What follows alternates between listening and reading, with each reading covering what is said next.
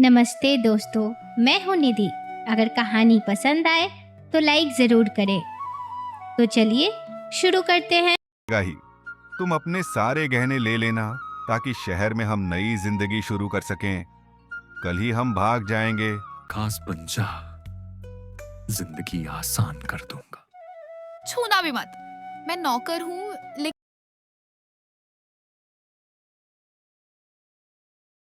चंदनपुर गांव में हरिदत्त नाम का एक गरीब, मेहनती मगर उम्रदराज किसान रहता था। वह अपनी जवानी खेतों में खो चुका था, मगर मन अब भी सच्चे प्रेम की आस में जी रहा था। उसकी पत्नी केशवी जवान थी, सुंदर थी और सपनों से भरपूर। लेकिन उसकी आंखों में हमेशा एक सवाल होता, क्या यही जिंदगी है? क्या मेरी किस्मत में यही लिखा था? एक ऐसा जीवन साथी जो मेरे ख्वाबों को समझ नहीं सकता, जो मुझे कभी मेरी उम्र, मेरी उम्मीदों की तरह नहीं देखता। केशवी इस शादी से कभी संतुष्ट नहीं थी। उसे यह रिश्ता बंधन जैसा लगता था, जिसमें उसका मन घुटता चला जा रहा था। उम्र का फासला, सोच का अंतर, सब कुछ उसके अंदर एक अनकही नाराजगी भर देता था। हरिदत्त उससे उम्र में काफी बड़ा था और यह बात केशवी को हर पल चुभती थी। इसलिए केशवी अक्सर हरिदत्त से दूर रहती, बात बात पर उलझती और उसके प्यार को नजरअंदाज करती। कभी कभी उसकी आंखों में नफरत और अजनबीपन साफ झलकता।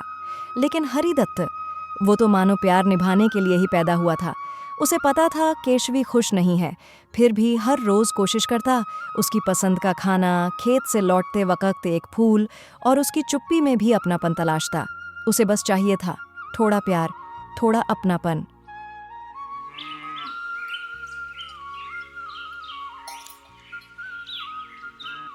केशवी, कुछ खाना मिल जाता तो। आज बहुत भूख लगी है। खेत में दिन भर हल जोता हूँ तुम्हारे लिए।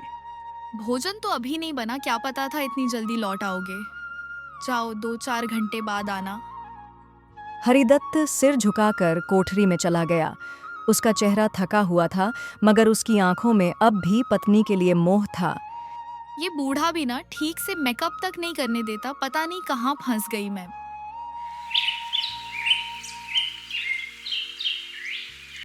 सुनो, मुझे थोड़े पैसे दे दो, मुझे अपने लिए कुछ मेकअप और साड़ी खरीदनी है। लेकिन केशवी, कल ही तो तुम्हें पैसे दिए थे मैंने। तुम काफ़ी मेकअप और साड़ियाँ ले आई थी। अब थोड़ी पैसों की दिक्कत है, 2 दिन बाद चली जाना मार्केट। बोला ना, सारे पैसे खर्च हो गए। दे रहे हो कि नहीं पैसे? तुम बूढ़े किसान क्या जानो फैशन। मुझे देर हो रही है, जल्दी दो। अच्छा ठीक है, देता हूँ। लेकिन ये पैसे मैंने इस महीने के राशन खरीदने के लिए रखे थे। लेकिन कोई बात नहीं, तुम खरीद लो जो तुम्हें चाहिए। मैं हूं ना, मैं राशन ले आऊंगा कैसे भी।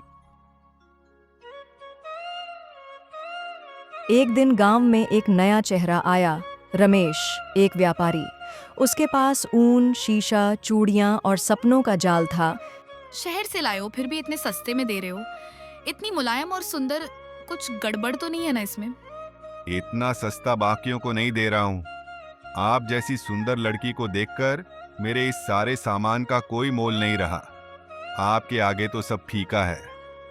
आपको तो मैं सब फ्री में दे दूंगा।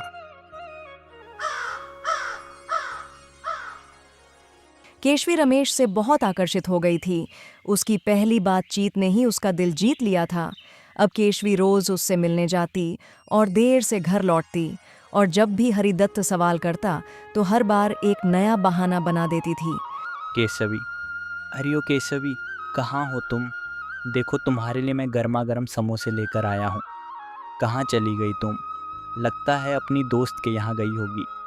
कोई बात नहीं, आज खाना भी मैं ही बना दूंगा। कहाँ गई थी केशवी? इतनी रात हो गई है, मुझे तुम्हारी फिक्र हो रही थी। कहीं भी जाऊं तुमसे क्या? तुम अपना काम करो, समझे? मेरे ऊपर नजर मत रखा करो।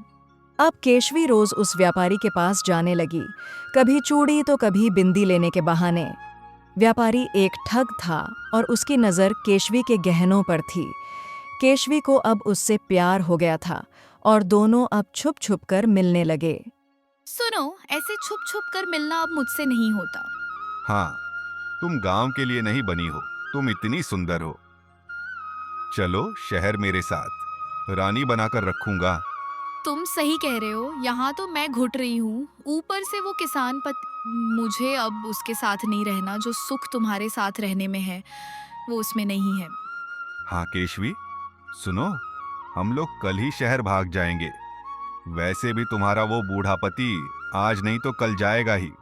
तुम अपने सारे गहने ले लेना ताकि शहर में हम नई जिंदगी शुरू कर सकें। कल ही हम भाग जाएंगे। शहर में मेरा बड़ा कोठी है, गाड़ी है, घर है, सब है। मैं तुम्हें हर सुख दूंगा। हाँ रमेश, मैं मौका देखते ही उस हरिदत्त को बेहोश कर दूंगी और फिर सारे गहने और कपड़े लेकर आ जाऊंगी।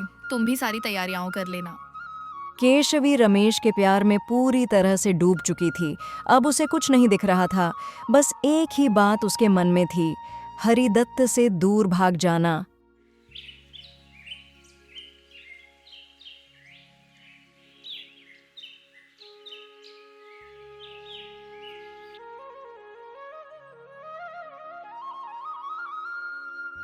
समय बीतता गया। केशवी और रमेश ने मिलकर एक योजना बनाई और एक रात केशवी ने हरिदत्त के खाने में बेहोशी की दवा मिला दी। हरिदत्त रोटी खाते ही गहरी नींद में सो गया। उसके सोते ही केशवी सारे गहने लेकर नदी की ओर निकल गई। उसके दिमाग में बस एक ही ख्याल था, रमेश के साथ जीवन जीना। केशवी, तुम आ गई। चलो अब हमारी जिंदगी अच्छी होगी। सुनो, मैं पहले ये गहने रखकर आता हूं, फिर तुम्हें लेकर चलूंगा।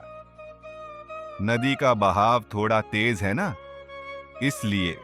अच्छा ठीक है, तुम जाओ, इसे रख कर आओ, मैं तुम्हारा यही इंतजार कर रही हूँ।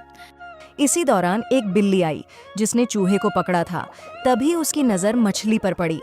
उसने चूहा छोड़ दिया और मछली की ओर भागी। तब तक चूहा भाग गया और जब वह मछली की ओर बढ़ी, मछली भी पानी में चली गई।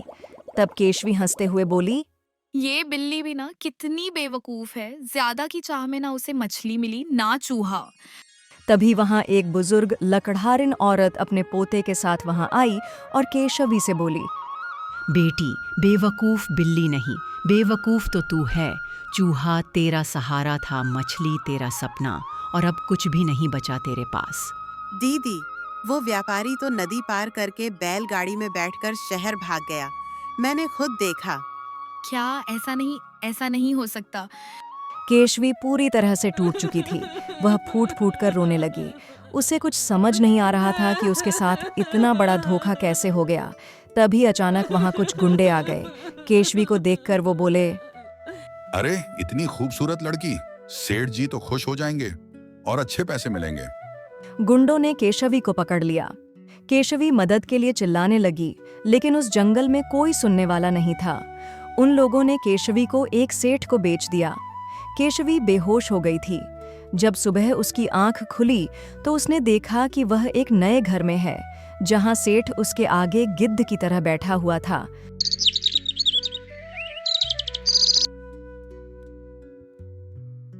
अच्छी कीमत चुकाई है तेरे लिए, और अब तुझे नौकरानी बनाकर अपने घर पर रखूंगा। चल, काम पर लग जा। केशवी को वहां पहले ही दिन से सेठ ने पूरे घर का काम करने में लगा दिया। बाथरूम साफ करवाना, झूठे बर्तन मंजवाना, दिन में 3 बार खाना बनवाना, ऊपर से हर गलती पर उसे 10-10 गालियां सुननी पड़ती। ये रोटियां चप्पल से भी सख्त हैं, नहीं चाहिए मुझे, फेंक दे इन्हें। नहीं बनाई तो तेरा खाना भी बंद करवा दूंगा, समझी? मैंने कोशिश की थी, माफ कर दीजिए। खाने को बस एक सूखी रोटी मिलती। हरिदत्त, जब तू मेरी थाली में रोटियां परोसता था तब मैं आंखें चढ़ाती थी। आज एक रोटी के लिए गालियां खा रही हूँ। रात को वो थके हुए बदन के साथ उस सूखे फटे गद्दे पर लेट जाती। हाथों में फफोले होते, पीठ में दर्द से कराहती रहती और आंखों में होता था सिर्फ पछतावे का सागर। मुझे ये सजा मिली है क्योंकि मैंने प्यार को ठुकराया।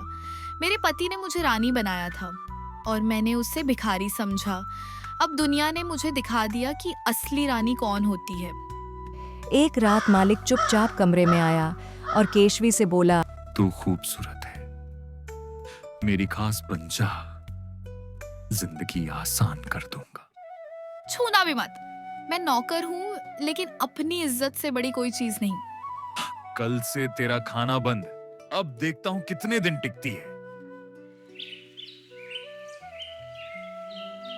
अरे देखो, ये हरिदत्त है जिसे सब मंगलू कहते हैं। इसी की पत्नी भाग गई है। सुना है इससे खुश नहीं थी। बड़ा बदकिस्मत है। बचपन में माँ बाप और अब पत्नी भी भाग गई। छोड़ो, हमें क्या। भगवान, क्यों बनाई ऐसी किस्मत मेरी?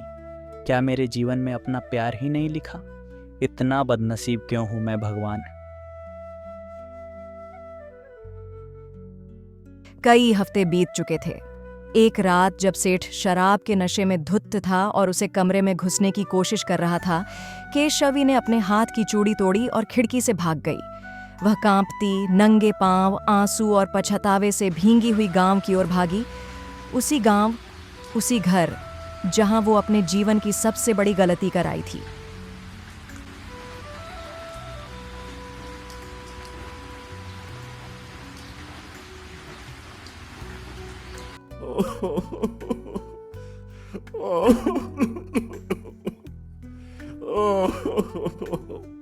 मंगलू, मंगलू, मैं पापिन हूँ मंगलू। मैंने तुम्हारा दिल तोड़ा, मैंने तुम्हारे प्यार का मजाक उड़ाया। मैं लौट आई हूँ।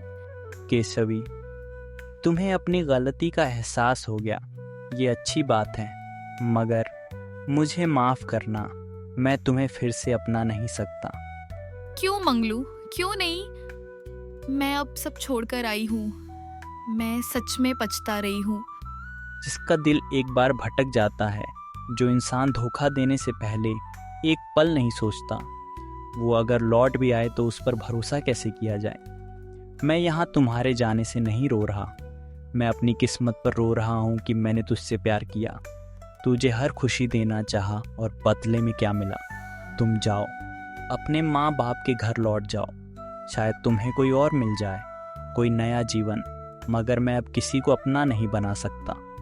केशवी रोती रही, गिड़गिड़ाती रही, मगर हरिदत्त ने माफ नहीं किया। हार कर वह अपने मायके पहुंची। केशवी की माँ गुस्से में, तू यहाँ क्यों आई है? जिस दिन तू अपने देवता जैसे पति का घर छोड़कर गई थी, उसी दिन से हमने मान लिया था कि हमारी कोई बेटी नहीं है। हाँ, तुझे जहाँ जाना है जा, यहाँ तेरे लिए कोई जगह नहीं है। उन्होंने दरवाजा बंद कर दिया। अब केशवी के पास कोई नहीं बचा था, न पति, न मायका, न समाज। वो गांव के किनारे एक पुरानी टूटी कोठी में रहने लगी, बिना खाना, बिना आसरा, बिना किसी की परवाह। हर रात वो दीवार से सिर टकराकर फूट फूट कर रोती थी।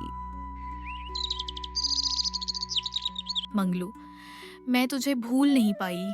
तेरे बिना जीना अब सज्जा बन चुका है। मैं तेरे बिना जी नहीं पा रही हूँ। काश वक्त वापस लौट आता। धोखा देना आसान है, मगर खोए हुए भरोसे को वापस पाना नामुमकिन होता है। इंसान अगर वक्त रहते अपनी नियत और फैसले पर नियंत्रण न रखे, तो एक गलत कदम उसकी पूरी जिंदगी को तबाह कर देता है।